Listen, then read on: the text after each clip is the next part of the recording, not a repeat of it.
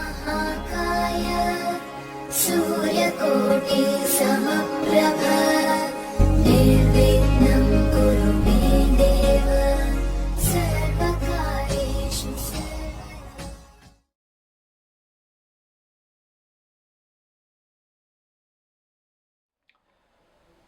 मेरे बहुत ही प्रिय और बेहद सम्मानित साथियों, हृदय की गहराइयों से अभिनंदन, बहुत बहुत हार्दिक स्वागत। साथियों, इन दिनों हम प्रत्येक लग्न के बारे में उसके सर्वश्रेष्ठ संभावित जीवन साथी का चयन कैसे किया जा सके कि लोग कहें कि क्या शानदार जोड़ी है, जैसे कि ये एक दूसरे के लिए ही बने हों।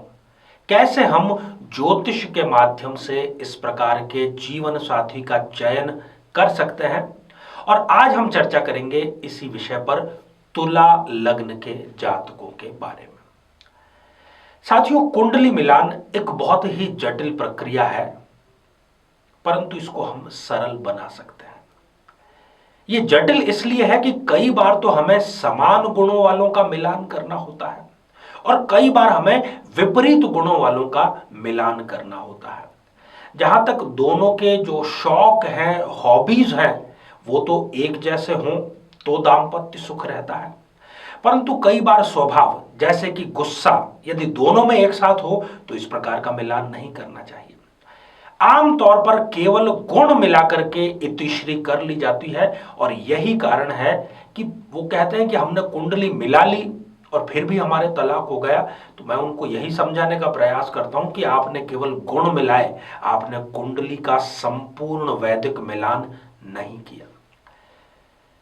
साथियों, इस पर हम चर्चा करें इससे पहले एक बेहद जरूरी सूचना कि हम हमारे प्रत्येक एपिसोड के अंत में किसी न किसी जातक के प्रश्न का उत्तर देते हैं, और ये प्रश्न हमें प्राप्त होते हैं आप लोगों के ही द्वारा यूट्यूब कमेंट के माध्यम से। साथियों, याद रखें, जब भी आप अपना कमेंट लिखें उससे ठीक पहले हैशटैग आचार्य चंद्रकांत इस शब्द का प्रयोग जरूर करें, और साथ ही बेहद आसान सा प्रश्न आपसे इसी एपिसोड के अंत में पूछा जाएगा, इसी एपिसोड के बारे में होगा और आपके ज्योतिष ज्ञान को वर्धित करने वाला होगा। उसका उत्तर भी साथ में लिख करके आपको जरूर भेजना है। तो आइए साथियों, बिना किसी देरी किए तुला लग्न की चर्चा करें। साथियों, ये आप स्क्रीन पर दो जन्म पत्रिकाएं देख पा रहे हैं। एक है तुला लग्न की जन्म पत्रिका, अर्थात 7 नंबर से ये प्रारंभ हो रही है, इसलिए हमने इसको कहा है कि ये तुला लग्न की जन्म पत्रिका है। ये है आपकी जन्म पत्रिका, जो भी जातक तुला लग्न के हैं उनकी जन्म पत्रिका।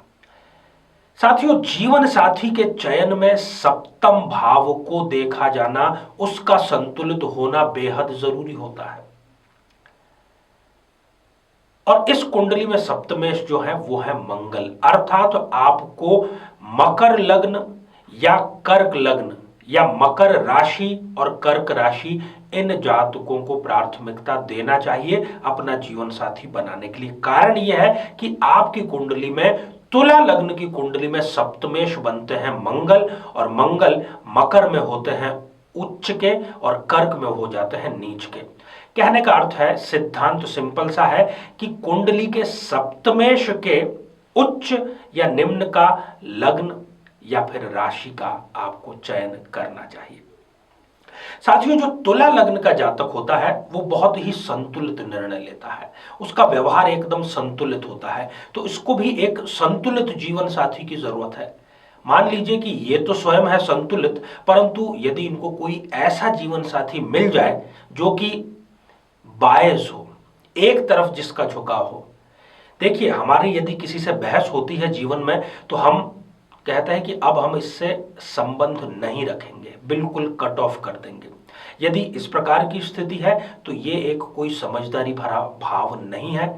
आपको निर्णय ये लेना चाहिए, संतुलित यदि आप हैं, कि जब जब इसको जरूरत होगी या मुझे जरूरत होगी, हम संतुलित बातचीत करके एक मध्यम मार्ग निकाल करके हम अपने रिश्ते को बना करके रखेंगे। दूसरा, जो तुला लग्न के जातक हैं, ये जीवन में चरित्र को सर्वोपरि मानते हैं। इनके लिए चरित्र से बढ़कर के कुछ भी नहीं है, ना पैसा, ना जायदाद, ना भौतिक सुख सुविधाएं। तो इनको जीवन साथी इसी विचारधारा का चाहिए। किसी अन्य विचारधारा का आ गया तब फिर वो दाम्पत्य की ट्रेन पटरी से उतर जाएगी। आमतौर पर पुरुषों को देखा गया है, जो तुला लग्न के पुरुष होते हैं वो विवाह के बाद में अपनी पत्नी के कहे में होते हैं। एक प्रकार से पत्नी उन पर हावी हो जाती है। अब यदि संयुक्त परिवार है और संयुक्त परिवार में यह स्थिति हो गई, तब फिर इस पुरुष के लिए जीना मुहाल हो सकता है। ये बातें भी हमें कुंडली मिलान के समय ध्यान रखने की होती है। तुला लग्न का जो जातक है वो यात्राओं का शौकीन होता है, और यदि इसको कोई ऐसा जीवन साथी मिल जाए जो घर से बाहर निकलना ही पसंद न करे, तब भी ये स्थिति बहुत ही चिंताजनक हो जाती है। तुला लग्न का जो जातक है उसको आमतौर पर पैतृक कार्य करने को मिलते हैं। उनके दादाजी का, पिताजी का जो भी पारंपरिक व्यापार या जो भी व्यवसाय था, उसी में ये अपना कार्य, अपना करियर बनाते हैं। अब यदि इनको जीवन साथी ऐसा मिल जाए जो इनको कहीं दूर अवस्थित हो, वहां पर ले जाने की बात करे, विदेश में नौकरी करने की बात करे, तब फिर ये क्लेश का कारण बन जाता है। साथियों, ये पूरी बातें आपको बतलाने का, आपको समझाने का बहुत ही पवित्र उद्देश्य है कि आप कुंडली मिलान को सदैव प्राथमिकता दें। बिना कुंडली मिलाए विवाह करना ऐसा ही है कि कुल्हाड़ी पैर पर नहीं, जहां पर कुल्हाड़ी रखी है वहां जाकर के आप अपना पैर कुल्हाड़ी पर मार रहे हैं। ऐसी गलती बिल्कुल भी ना करें। आइए साथियों, अब हम बढ़ते हैं आज के हमारे कमेंट के चरण की ओर। आज हमने कमेंट शामिल किया है सुमित शर्मा जी का, जो कि इन्होंने लिखा है सीकर राजस्थान से। सुमित जी, आपने पूछा है कि आपके धन योग का, लक्ष्मी योग का है या नहीं, और ये धन या लक्ष्मी कब आपके जीवन में आएगी। आपके लिए बहुत अच्छी खुशखबरी है। सूर्य स्वयं धनेश होकर के अपने ही घर में बैठे हैं, तो धन योग तो आपके निश्चित हो ही गया, और है भी बहुत निकट। इसी वर्ष मार्च के बाद में आपको धन आगमन का एक सुअवसर जरूर मिलेगा। ढेर सारी आपको शुभकामनाएं। तो साथियों, अब आज का बेहद ही आसान सा प्रश्न। आज हमने चर्चा की तुला लग्न की, चर्चा की कुंडली मिलान की। तुला लग्न के लिए कौन से 2 लग्न जीवन साथी के बेहतर रहते हैं, किनको उन्हें प्राथमिकता देनी चाहिए। साथियों, ये हमारी श्रृंखला आगे भी जारी है। आप अपना स्नेह इसी प्रकार से बनाए रखें। आप सभी स्वस्थ, समृद्ध और शांतिपूर्वक जीवन व्यतीत करें। नमस्कार।